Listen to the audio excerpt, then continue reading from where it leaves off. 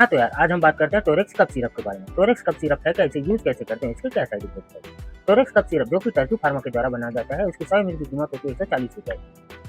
इसका इस्तेमाल हम खाँसी के लिए करते हैं। अगर किसी को कफ की दिक्कत हो या खाँसी की दिक्कत हो या फिर गले में खराश हो तो इसका इस्तेमाल कर सकते हैं। या एलर्जी की वजह से आँखों से पानी आता है तो भी इसका इस्तेमाल कर सकते हैं। इसका रिस्पॉन्स बहुत ही बढ़िया है। कई सारे डॉक्टर इसे प्रिस्क्राइब भी करते हैं यूज़ करने के लिए। अब जानते हैं इसे कैसे इस्तेमाल करना है। इसे इस्तेमाल करना बहुत ही आसान है। आप इसे खाना खाने के बाद सुबह, दोपहर और रात को 10-10 एमएल ले सकते हैं। ये एडल्ट के लिए, बच्चों के लिए एक बार डॉक्टर से सलाह ले लें। अब जानते हैं इसके साइड इफेक्ट के बारे में। इसके साइड इफेक्ट के बारे में बात करें तो इसको पीने के बाद आपको नींद आ सकती है या एलर्जी की दिक्कत आ सकती है। इसीलिए इसे इस्तेमाल करने से पहले एक बार डॉक्टर से सलाह जरूर लें।